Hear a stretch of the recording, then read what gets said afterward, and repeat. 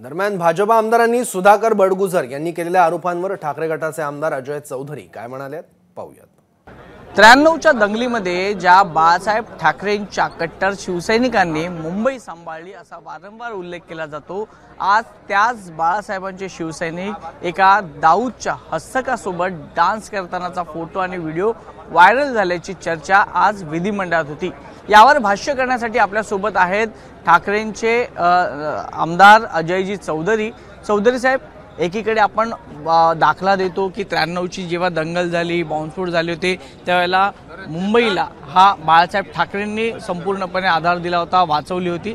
आता तेच सैनिक दाऊदच्या हस्तकांसोबत डान्स करताना दिसतात आणि यावर SIT देखील स्थापन झालेली आहे। आणि हे उघडं सत्य आहे।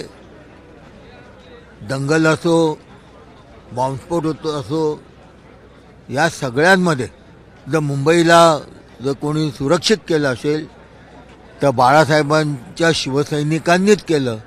यामध्ये कोणाचे दुमत असता कामा नये, कारण तो इतिहास आहे। परंतु विषय हा महत्त्वाचा आहे की जर असं असेल आणि बॉम्बस्फोटातल्या आरोपीबरोबर जर कोणी गेला असेल तो निषेधार्थ आहे, मग तो कोणी असो ते निषेधार्थ आहे। परंतु SITची स्थापना केलेली आहे। सत्य काय आहे ते त्या समोर येऊ दे, त्याच्यावर नक्कीच आम्ही बोलू, नक्कीच आम्ही प्रतिक्रिया देऊ। या सलीम कुत्तावरनं महाराष्ट्राचं राजकारण आहे ते तापलेलं आहे आणि यामध्ये पुन्हा एकदा ठाकरे गटाची इन्व्हॉल्वमेंट कशी आहे हे दाखवण्याचा प्रयत्न भाजपकडून करण्यात आलेला आहे। त्यामुळे आगामी निवडणुकीमध्ये याचे देखील पडसाद आपल्याला पाहायला मिळू शकतात। कॅमेरा पर्सन प्रशांत मानेसह वैभव परब, ABP माझा, नागपूर।